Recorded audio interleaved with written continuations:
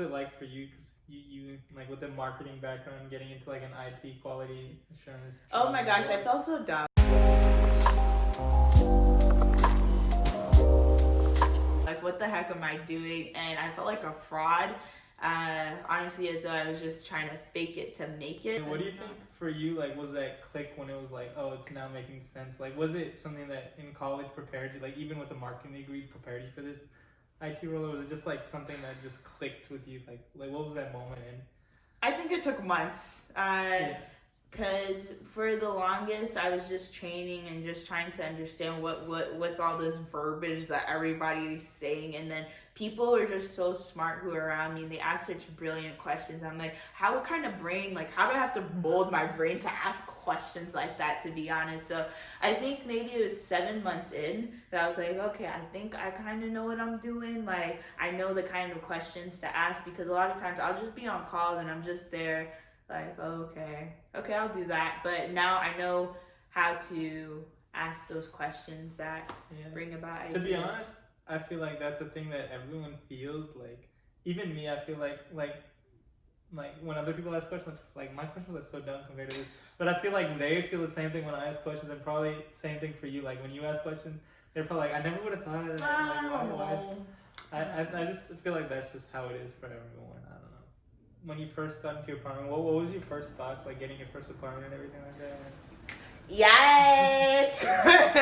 Getting my first apartment, man, honestly, it was that amount, the what is it called? The red that you see in your account every month. It's like, ouch. Yeah, that was the painful thing. Mm-hmm. But I mean, I was grateful having my own apartment, having my own space. That was nice. I mean, I've always lived by myself, low-key, as an RA. Yeah. Was it like a big adjustment for you? Was it like... Honestly, I think like that independence aspect of it didn't feel like, I was never like really sad. Like I would consider myself an extrovert, but with being by myself for this amount of time, I realized I really like being by myself. I like just me, just doing me. But no, the apartment was nice. Just having to, after work, back when we go into the office, every day I just go and window shop at Hobby Lobby or Ross and stuff, and not even buy anything, but like I take a picture of this throw blanket, and then I'll go to Target, and I'll go here and I'll take pictures of everything and just compare them. But I mean, it's been good, this sense of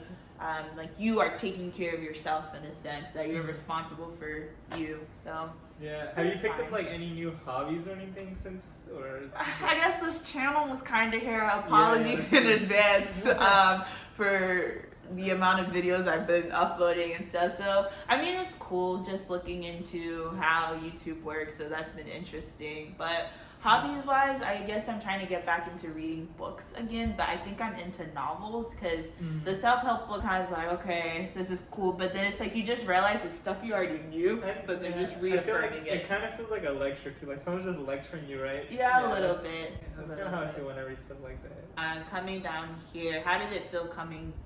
So was it from?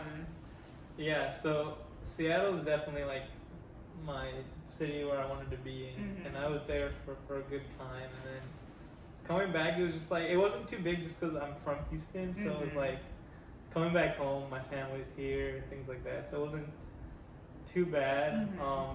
And COVID, like I was sitting in my apartment anyway, and it was really, the big thing was just not having anyone around me. That was something that I... And you felt it more probably because it's just a whole new state. I mean, you know, like the only thing I really do for like social activity is like going to play basketball. Yeah. And so like I definitely couldn't do that because Corona. They locked down all those parks. Yeah, and either way, like I wouldn't want to like be that close to people playing basketball, breathing like right next to each other and everything.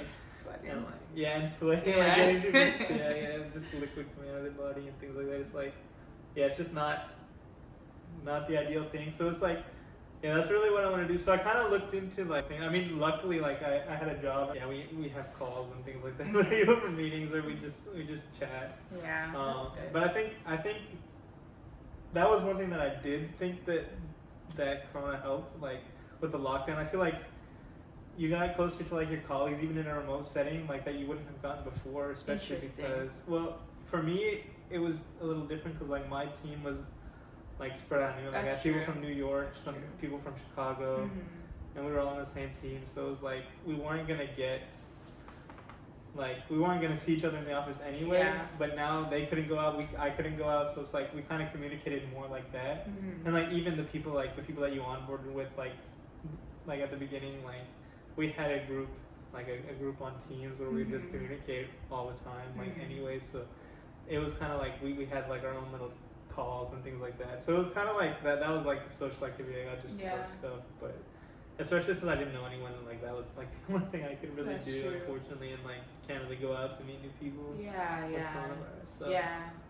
I definitely feel like that we've lacked. I mean, my heart goes out to everybody who graduated in May, or people who are college students now, because unfortunately they're not getting that same experience of like what college actually is, because everything is just virtual. So I'm so sorry. Like, I'm so sorry. Hopefully things get better in the future, that they get that experience, because my downside with virtual is that you don't get to meet the people that you probably would have. Like, you run into people on campus, you student organizations, the vibe is just different compared to like all these little squares, and then you can get breakout chat rooms, but it's just not the same experience. So I think the one thing in this adulting in 2020 is just not having the ability to meet new people or network. Like, let's say, for example, you were someone, you went to a new city, but because of COVID, you're not able to meet new people. And it's like, what if COVID continues like this for the next so and so, and we're just there? But I mean, I know people meet people, but it's like, I'm not about to meet people I don't know what they're doing. It's also crazy because if you think about it, if we started school in COVID, we met freshman year. Hall council that was based on your residential hall. Exactly. So we would both be probably remote. Yeah. We would never have met, like, if COVID was going on at the time. So yeah, it's like, I feel like what COVID does is like, now the people you're meeting are people who have direct interests related to you, but like we didn't really have any like similar interests like freshman year. We just kind of met. And like nothing that would have brought us together like school wise, right? But it's just like people are so like you're missing out on relationships like we have now, like as friends that you wouldn't have like gotten with that we wouldn't I'm have sorry. Sorry guys. But at the same time, I feel like it is good because you'll definitely like, you have more opportunity to meet people with similar interests to you and things like that as well, which is, I mean, I guess that's good. That's also a good thing. Yeah, I would say to add to that, I guess professionally for a lot of things, or what I've seen, like webinars, or there's so many opportunities to meet people that wouldn't be within your community, because now people are inviting people from another city or state. And a lot of the interns that I noticed in my company, they weren't from Houston. They were from like all over. We had this girl from Harvard. That's like crazy. So it allows people just to reach out for talent in different places, not based on location. Now my project's in Denver right now. I don't know if yours is in Houston, but it's in Houston. But mine is like in Denver right now, and so it's like I'm working from Houston at a company in Denver, meeting different people. My team's like based in Denver and Dallas, so it's kind of cool in that sense too, where that it like opens this opportunity to meet people like outside of your area, but that's true.